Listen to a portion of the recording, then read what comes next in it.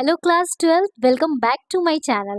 आज का ये video accounting for partnership firm fundamental का 14th वीडियो है, जिसमें मैं आपको पढ़ाऊंगी पास्ट एडजस्टमेंट के क्वेश्चंस को रेक्टिफाई करने के लिए सेपरेट एंट्री कैसे बनाया जाता है। और इसके पहले के वीडियो में मैंने आपको सिंगल एंट्री से रेक्टिफाई करके बनाना सिखा दिया था। अगर आपने उस वीडियो को नहीं देखा है तो पहले उस वीडियो को देखिए, क्योंकि वहाँ से आपके बोर्ड्स के एग्जाम में क्वेश्चंस आते हैं। तो चलिए without wasting any time video को स्टार्ट करते हैं। तो देखिए, ये है रेक्टिफिकेशन करने का दूसरा तरीका। ये बोर्ड में बहुत कम आता है, इवन बोर्ड में ये इसके क्वेश्चंस आते ही नहीं है। हो सकता है इस बार आ जाए, तो इसको हम लोग इग्नोर नहीं करेंगे। यहाँ पे जितनी भी गलतियां होती है, हर एक गलतियों का सेपरेट सेपरेट एंट्री हम लोग यहाँ पे पास करते हैं, ठीक है। तो देखते हैं, when separate adjustment entry for each errors and omissions are passed. In this case, in place of single adjustment entry, separate journal entries are passed for each errors and omission. इस केस में हम लोग एक adjustment entry ना करके हर एक गलतियों का अलग अलग एंट्री पास करते हैं। In this situation, analytical table to find out net effect of all the adjustment is not prepared. Instead, separate journal entries are passed for each errors or omission by debiting or crediting profit and loss adjustment account. तो ध्यान दीजिएगा, उसमें जैसे हम लोग पहले बनाते थे सिंगल एंट्री के लिए, तो हम लोग ये एडजस्टमेंट टेबल बनाते थे। अब वो एडजस्टमेंट टेबल आपको यहाँ पे नहीं बनाना है। यहाँ पे आपको हर एक गलती का एंट्री करना है। बस यहाँ पे आपको profit and loss adjustment account एक खोलना है, जिसको हमको डेबिट और क्रेडिट करना है, ठीक है। After passing all the adjustment entries, profit and loss adjustment account is close by debiting और क्रेडिटिंग द पार्टनर्स कैपिटल और करेंट अकाउंट।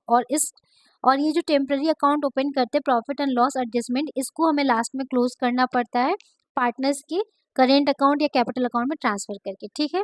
तो चलिए इस क्वेश्चन को हम लोग देखते हैं।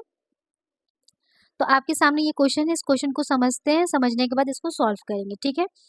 ABC are partners in a firm sharing profits in ratio 2:2:1. Their capitals as on 1st April 2023 were rupees 6 lakhs, rupees 5 lakhs and rupees 4 lakhs respectively. ठीक है, तीन पार्टनर ABC जिनका 2:1 में रेशियो है और तीनों के कैपिटल 6 लाख, 5 लाख, 4 लाख गिवन है। After the distribution of net profit of 3 lakh of rupees 3,60,000 for the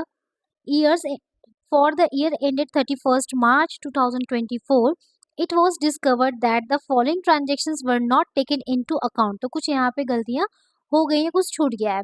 पहला point, interest on capital at the rate of 5%, ये देना था जो कि रह गया है। Salary to 8 rupees 10,000 per month and C rupees 5,000 per month, ये दोनों करना रह गया। तो यहाँ पे हमको हर एक गलती का अलग अलग से जर्नल एंट्री बनाना है। तो चलिए इसको बनाते हैं।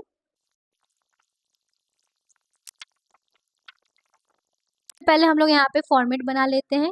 अब देखिए, पार्टनर्स को इंटरेस्ट ऑन कैपिटल देना रह गया था, और वो इंटरेस्ट ऑन कैपिटल जब दिया जाएगा तो पार्टनर्स के कैपिटल अकाउंट को क्रेडिट करेंगे और डेबिट हम लोग करेंगे profit and loss adjustment account. ये एक टेम्पररी अकाउंट होता है, तो ये इसको रेक्टिफाई करने के लिए हम लोग बनाते हैं। तो यहाँ पे स्टार्ट करते हैं डेट 2024 1 अप्रैल को। यहाँ पे लिखेंगे profit and loss adjustment account debit to, यहाँ पे तीन पार्टनर थे, लिखेंगे as capital account, to B's capital account, to C's capital account. और इनके कैपिटल पे, इनका कैपिटल था 6 लाख, 5 लाख, 4 लाख और सब पे 5-5% देना था। तो अगर इसके 6 लाख पे 5% हम लोग देते हैं, क्रेडिट करते हैं, तो इसका आ जाएगा 30,000। फिर इसका 5 लाख था, 5 लाख पे 5% देंगे तो 25,000। और इसका था 4 लाख, 4 लाख पे देंगे तो 20,000। सबको ऐड कर लेंगे, ऐड करके यहाँ पे 75,000 लिख देंगे और यहाँ पे नरेशन लिख देंगे, interest on capitals omitted earlier now provided, या interest on capital provided. Second entry salary नहीं मिला था, फिर से सेम डेट होगा, तो हम लोग लिख देंगे profit and loss adjustment account debit to, दोनों को, दो पार्टनर को सैलरी नहीं मिला था, एक एज कैपिटल ए को नहीं मिला था और एक सी को नहीं मिला था। तो इनका सैलरी हम लोग देख लेते हैं। ए का था 10,000 पर मंथ, तो 10,000 पर मंथ तो हो जाएगा यहाँ पे 1,20,000। और इसका था 5,000 पर मंथ, 5 को 12 से मल्टीप्लाई करेंगे तो 60,000 हो जाएगा। दोनों को जोड़ देंगे, यहाँ पे हो जाएगा 1,80,000। जो profit and loss adjustment account है इसको हमें क्लोज करना है, तो हमको देखना है कि टोटल कितना अमाउंट। क्लोज करने के लिए ये जो डेबिट है, profit and loss adjustment account को क्लोज करना है, तो क्लोज करने के लिए एक बार डेबिट हुआ तो हमको दोबारा से क्रेडिट करना पड़ेगा। कितने अमाउंट से, तो हम इसको ऐड कर लेते हैं 1,80,000 और 75,000, यहाँ पे 2,55,000 आ जाएगा।